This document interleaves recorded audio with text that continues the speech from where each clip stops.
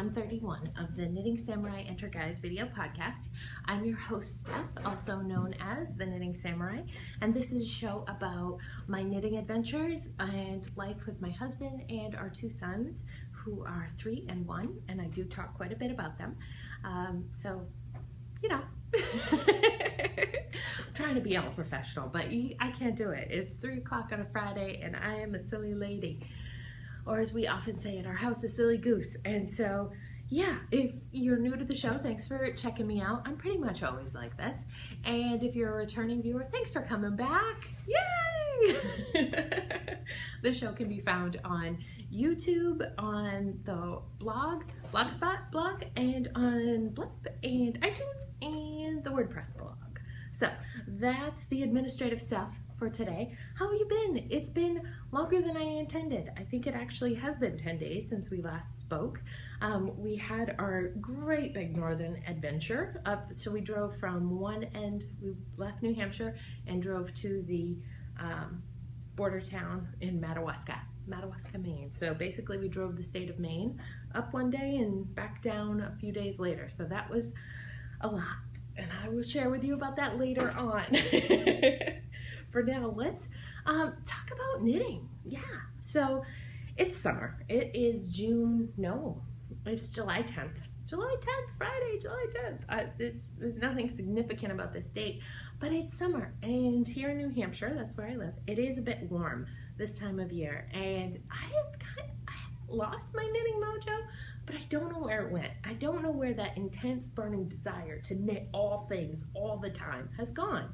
I felt like that for years and years and years on end, and I don't know if I'm getting enough knitting in my daily diet, or if it's evolution of me as a knitter, or if it's strictly a change in the season. And I'm wondering if the weather is to blame, or if my Mission 2015 goals are to blame, because as you recall, I'm trying to work on knit down my UFOs, unfinished objects, and cut back on the number of works in progress whips on my needles and not buy new yarn. Like, these are all goals that are very valid, if you ask me. I think they're excellent goals, but at the same time, they're not cutting edge. They're not what's new and exciting. They're not buying new yarn every week and having it come into the door and saying, oh, I want to knit with this fresh new yarn smell right now, you know? And I feel like that is definitely hurting my mojo a little bit. Also, knitting long slogs of projects, you know, something that's slow and it's going to take a while to complete, you know, the barn raising quilts, the adult size cardigans. Those are long-term projects, and they don't give me that instant gratification that I like from an accessory, from something that's a quick finish. So I feel like that delayed gratification is also working against my momentum for knitting. A lot of times in the summer, podcasters cut back. I get it. Everybody's busy. I'm busy. They're busy. You're busy. You know, viewers cut back too. Like, I see that in a trend in my viewership. Every summer, the number of views dips down. That's fine. That's what happens. And then it picks back up in the fall when everybody gets motivated and out of the garden and back to the knitting. That's great. That's wonderful. But for me, this podcasting community, this virtual knit group that I have of podcasters and online friends and Instagram buddies, seeing what everybody else is doing really motivates me. And I don't feel like as a consumer, I cut back on the amount I watch in the summer, maybe a little, but not a lot. So I don't think it's that I'm not getting that perspective.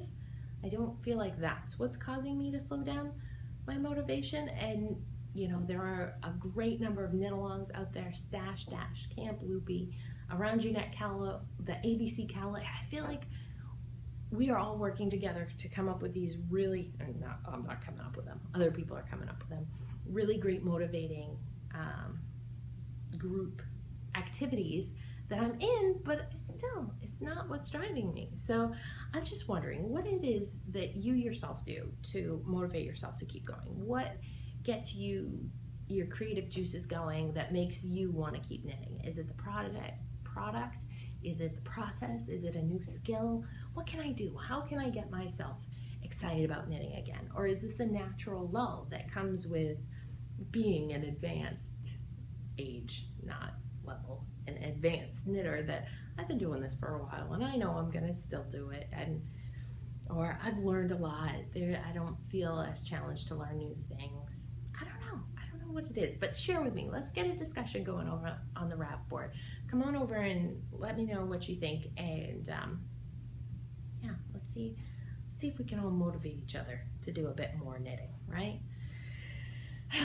But I think one thing I can do to help with my knitting is get rid of some of these long languishing projects that have just been sitting in my stash for years and years and years. And I ran out to the like really deep storage area and pulled out some of them that I just need to say, yeah, no, thank you. So this Angora cowl, you have seen it, I don't know how many times. It's coming, it's gone out, I'm gonna leave it right here at work. I'm gonna throw it in the trash and I'm not bringing it home. How's that for frogged? Yes, so this guy is done. It's Angora. Every time I knit with it, I almost just did that. Every time I knit with it, my nose itches. And it's been monopolizing this beautiful Petaloop bag that it's not gonna happen anymore. So I'm done with that. That's over. I'm gonna count that as frogged and get that out of this sort of guilt feeling that I have about the number of whips or UFOs hanging out there. In this bag, I have the Snowball Buddies. No, I don't. That's not what they're called. They're called Christmas balls. And these are by Ernest, Ernie, and I can't remember their names, but I knit 2 of them as Christmas presents. This one clearly needs to be stuffed. And there's another one. I wanted to knit more. Here's a 3rd one that's currently on a needle with a really cute needle hugger. Oh, what a waste of a good needle hugger. And they're great. I was knitting mine with fingering weight yarn. The patterns are very pretty. So I am not going to, this one is bells. Yeah, bells with ribbon. I'm not going to leave these out there. I'm just gonna rip this one off the needles right now, or rip the needle. There we go, knit pick separated. So throw the needle away. Okay, throw the needle away. Save the stitch markers, throw the needle away. Break the yarn and be done with it. There, it's done. Except for stuffing, which I can go home and do tonight and not have this just cluttering up my brain space, you know? So there, it's over. The Snowball Buddies are another one that I have. I didn't bring them with me. That is just, again, cluttering up space. I've made 2 of them fully completed, but I wanted to make some more, and so I was holding off. I'm not gonna rip that right now. I was holding off on counting that as completed, and I'm just gonna mark it as completed. So, and the 3rd one, this one, Emily, oh, Fancy Pants, congratulations on your little girl. But this was her beat neck, boat neck, pullover knit along. It's a knitty pattern. It's a gorgeous pattern, right? I loved it. Cables, I had everything colored. It's a free pattern, so I'm not giving anything away. I pulled out 2 colored yarn that I had have a sweater's worth of and started on that. And it was painful. Every time I would knit on it, it was painful. And it's been sitting, I want to say, since 2012. So that's another one. Watch, here it goes right now. I'm pulling it off. These are interchangeable needles. Now all these great stitch markers I'm gonna get back. And you know what I think I need to do, because I do still very much love this yarn. It's Divine Zenith in this multicolor though. I think I'm gonna cake it, or take it out of cakes, because I know it's all caked. I'm gonna skein it up into, it's soft, into skeins and into long skeins, and I just need to over dye this, because there is, or maybe you can help me with this too. I can't think of a sweater pattern on earth that would look good with this amount of variegation. It's very soft. It's a lovely yarn, and I know I was alternating skeins. Like, oh, maybe I wasn't. Nope, I wasn't alternating skeins. And I was knitting back and forth on one panel. So that really maximizes the amount of pooling you get.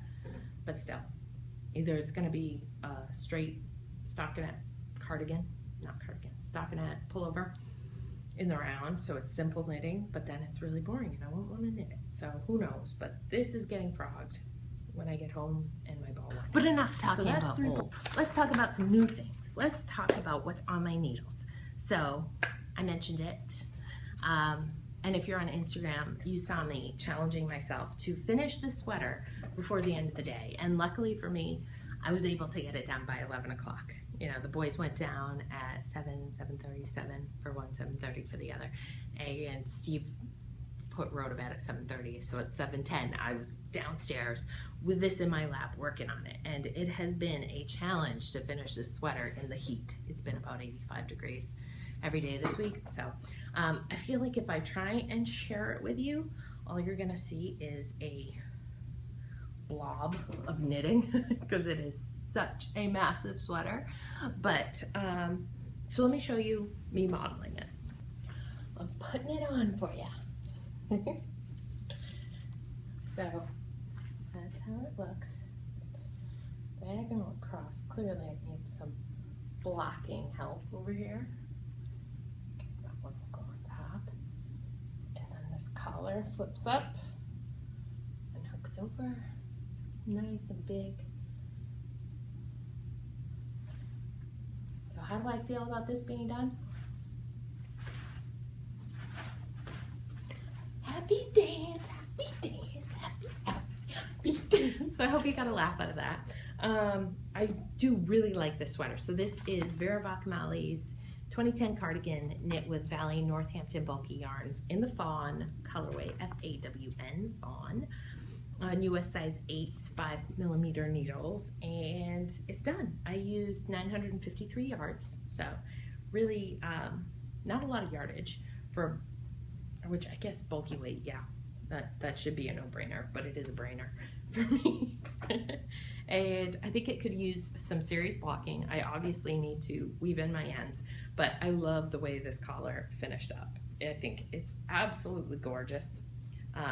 I'm gonna love the bulk around my neck. I know me. I like having something to like turtle down in. I don't know how else to describe what it is I do, but that makes me happy.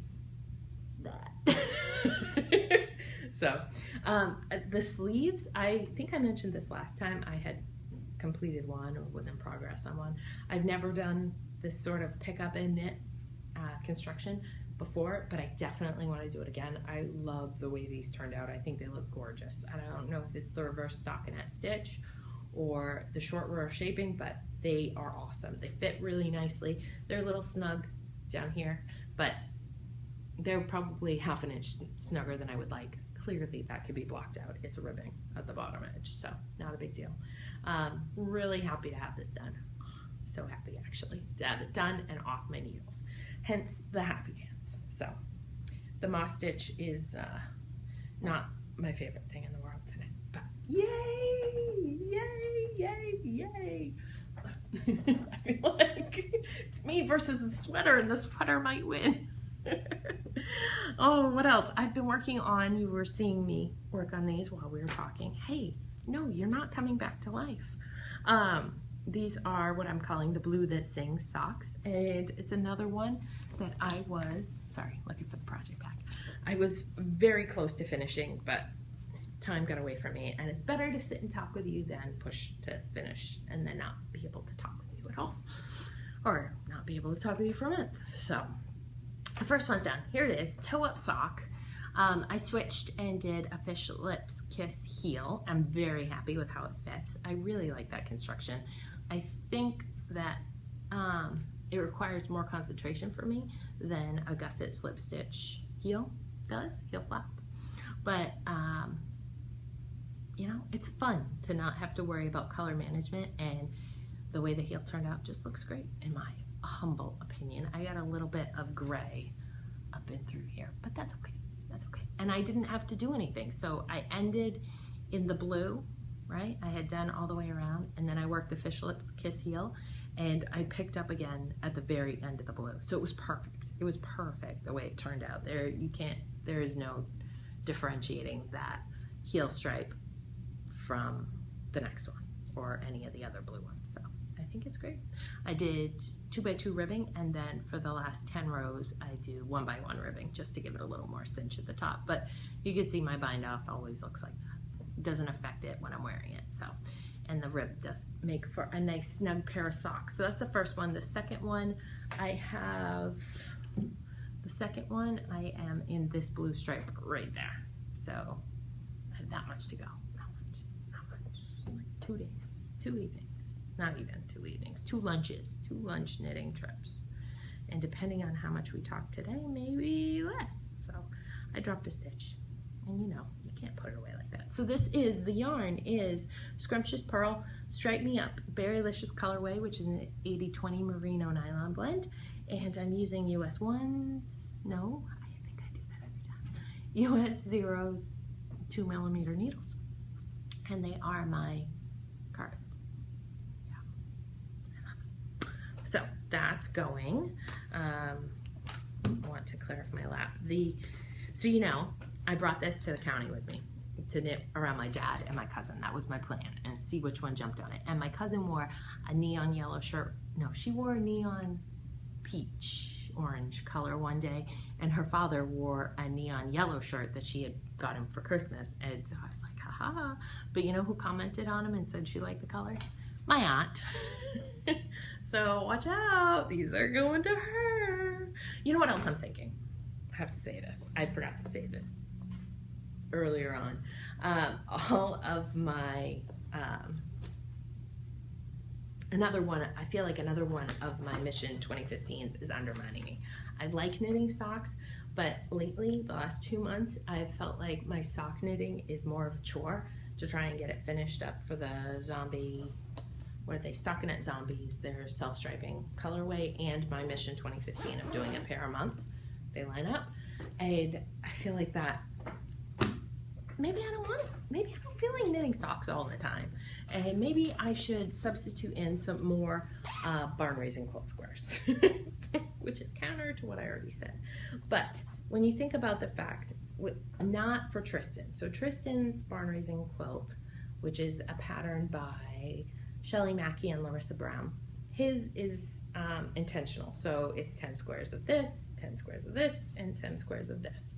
That's repetitive. But the one for me is scraps. It's traded yarn, it's leftovers from socks I've knit, and I feel like each square in that is more of an individual project and has that instant gratification. I know last year at this time I was knitting a square a day. I was on maternity leave, so I had more time for knitting squares, and I was very much enjoying that.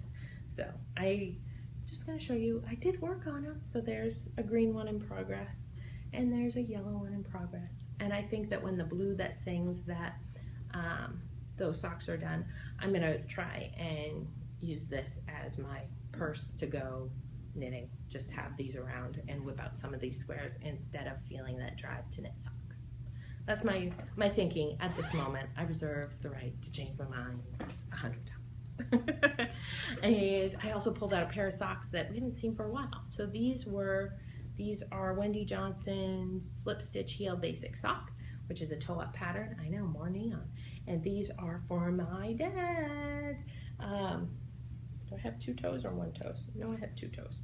I don't really like these needles that they're on. They have a blue cable. They might be Knitter's Pride. Platinas? Is that what they're called? I don't know. But I'm not a big fan of that. And these are knit picks, which are fine. They're fine.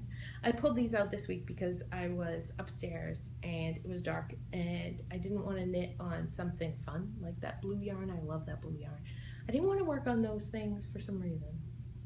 I don't recall why, but and it was in the dark, so it didn't matter what I was working on. I wasn't going to be enjoying, savoring the yarn itself. So I pulled these out and put a good inch on one of them. So these are also just back burner UFOs that have been languishing for a while that I just need to work on, or not. Oh, don't take me serious, because I don't. Let's see. And those are on US Zeros, 2.25 millimeters, so they're a little bit bigger. And the yarn is, because I should tell you these things, what is the yarn? Right there. What? Online Super Sock or Online Super Sock. I guess both of those neon yarns are Super Sock. I got them last summer in a moment of, oh my God, I don't have enough barn raising quilt squares, scraps left over in my stash. I need to buy more self-striping yarn so I can include it in the blanket, and somehow I thought neon was a good choice. I don't know. So this has also seen a little bit of love, but not as much as I anticipated. This is the Easy Shawl by Martina Bem. I am using California Carnival for it, and you can see right there, there are 2 strings hanging off it because I have started manipulating the color changes so that the blue section is a little bit larger than it was getting to be on its own. Just because I didn't want little tiny stripes, I wanted larger stripes. So I'm keeping the variegated rainbow section the same size. So that's coming along. I think I threw a stitch marker in on here to help me track it. I think I have 40 more rows to go before I start going the other direction. And the other direction feels like going downhill just because you're doing decreases. So even though, well, yeah, or increases. I don't remember. But whatever you're doing, it feels faster. It's like it took us so long to get to drive. Well, no, it took more time to come home. Sometimes when you're going someplace, it feels like it takes forever to get there, and then going home is so much faster just because you are anticipating being there versus coming home. So that's it. Oh, and I also have the baby surprise jacket, but I didn't bring it with me because I didn't knit on it, and I knew I wouldn't. I didn't bring it up on the trip with me. So what else is going on? Stash Dash update. So with the completion of my, I need to get some knitting out. I can't just sit here. My hands are empty. Okay. With the completion of my 2010 cardigan, that was 953 yards added to my total, added to what I've already done, makes it 3,558 yards completed. 65% complete. 5 weeks to go. So I need to knit another almost 2,000 yards in the next 5 weeks. That might be a challenge. Like, it's so funny the way you fluctuate through this. You know, it starts and you're like, oh, I can do it, no problem. Here are all the things I can knit, and just bust it out. It'll be a piece of cake. And then as time slips by, you're like, oh, it's getting so close. I don't know if I can do it. I think I can. I think I can. I think I can. I think I can. Let's see. Oh, what else do I have to tell you about? I think that's it. Unless you want to hear about some boy ventures. So the Great Adventure North did happen. I set the alarm for Thursday morning, what I thought was 3 a.m. because our thinking was getting the boys in the car and getting some mileage behind us while they're still groggy, early morning, quiet, not really awake. Maybe they'll fall back asleep. Would be a good choice. And it was, except my alarm went off was set for 3 p.m. So I naturally am excited. I wake up early. That's just me. So I woke up at 4 o'clock. I don't normally wake up at 4, but I was extra excited. So I woke up at 4 and said, we're supposed to be leaving now. Everybody get up. And we did a mad dash. So we actually left at 5 a.m., which was fine. We met up with my mom, dad, and my cousin in Bangor, which is a third of the way up there. And then we proceeded to all shuffle around in cars, and that made it a really fun drive up there and pass the time rather quickly. And the boys they slept most of the way, which is great. You know, the 1-year-old, yeah, sure, he should sleep. The 3.5-year-old, that was kind of weird that he slept. And about 2/3 of the way into it, Steve pulls over, and Roland had just thrown up. We thought he was car sick, and so everybody changed Roland, we changed Steve. Wait, no, that was the second time. The first time he got sick when we were in, anyways, it doesn't matter. You don't need a play-by-play of Roland's stomach troubles, but needless to say, he was really mellow that Thursday. And then Friday morning, he was back to normal. So that was great and nobody else got it, which we were holding our breath that, okay, is Tristan gonna come down with this, or is this just car sickness? Like, what's going on? My mom fed him a yogurt that morning. Steve blamed my mom, the yogurt. Like, it was just, anyways, so that was good. Thursday, we played around and had a great time with bubbles and riding on the ATV. I know, high class. My aunt, yeah, anyways, we had a good time with that. The boys thought it was great being up there. And then Friday was the actual holiday, and what did we do? We saw my grandmother, the boys' great-grandmother. Tristan had not met her, so that was wonderful to spend some time with her. And we had s'mores after dinner, and I think it was Thursday night. The girls, so my mom, get this, they took. My aunt took her sister and her daughter, who's 20, and her niece, who's 34, to Canada to see Magic Mike. So that the movie theater, it's like Twin Cities on the border. So the movie theaters in Canada. So people are going back and forth all the time. There's great shopping over in Canada. There isn't really shopping over on the US side. I'm not sure why.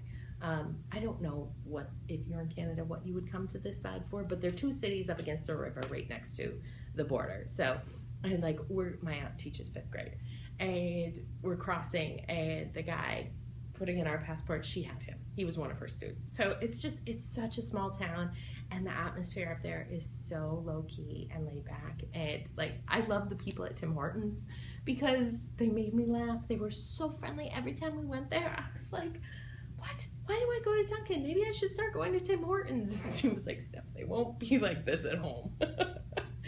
And the views are beautiful up there. It was just such a relaxing trip up there. But yeah, we had a good laugh. We went across, saw the movie for super cheap, came back, and thank goodness the woman, the customs agent, or whatever you call those people, border crossing person, was a very nice young woman, and she was giving us such a hard time, and I was blushing like crazy. Everyone else was fine with this, but apparently I'm the prude in the group because it was a lot. But it was good. So, yes, now I've confessed it to you all. You all know that I saw this movie. So we did that. We didn't see fireworks. The fireworks were scheduled for Sunday night, so we drove back on Sunday. So we watched the Macy's fireworks, and Roland stayed up, officially the latest he's ever stayed up in his life. So he stayed up until 10 o'clock, because the way the situation is at my aunt's house, we stayed in she has a finished basement, and Tristan is fine to go sleep in his pack and play and whatever. But Roland, it was a big space and dark and unfamiliar. And so either he stayed up late with us, or when Steve or I went down and went to bed at the same time he did, which is really early, 8 o'clock, because he wasn't napping and he was exhausted by the end of those highly activity-ridden days. Oh, and Steve and Ro went swimming too in my aunt's pool, so that was fun for them. But yes, we stayed up until 10 o'clock. The next morning, he slept until 10 o'clock. Unheard of. Has never slept past 8 o'clock in his life. So we were running him every day. Tristan had time to get up around 5:30. That's when he got up every morning. Get up, play for a while, go to bed, down, take a nap, and then get up at 10 again with Roland. So it was a very good time, in case you can't tell from my happy chatter about it all. And then the car ride back was less than happy. So granted, we will not have a 1-year-old ever again that we take on this long car ride, but I do want to make this trip every year. But yeah, we left at 1 o'clock in the afternoon thinking, okay, we'll hit nap, they'll be awake for a couple hours, and then they'll go back to sleep. Nobody slept. Nobody slept.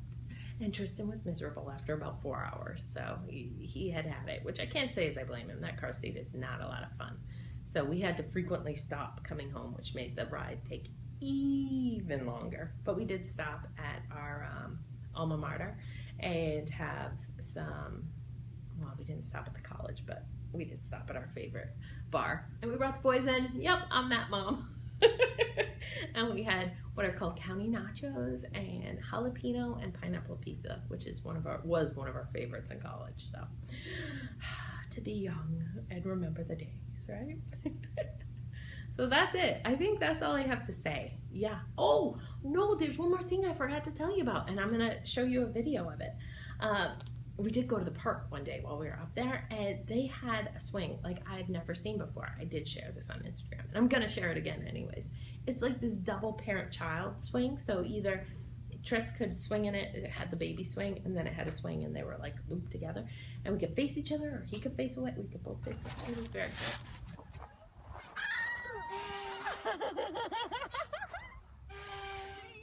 Tristan! Not nearly as exciting as I find this.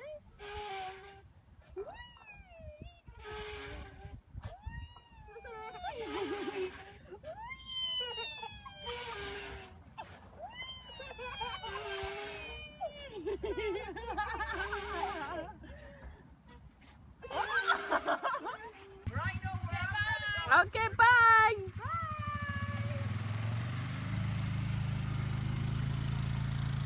Oh my God, it's so slow.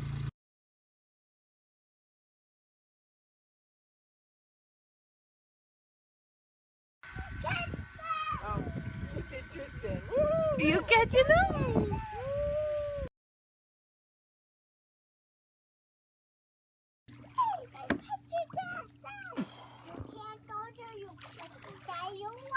Over there! Oh, is that the how foolish is daddy being meter?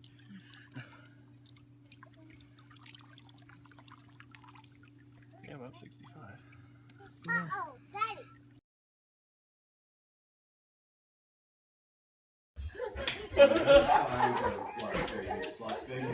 It's really big.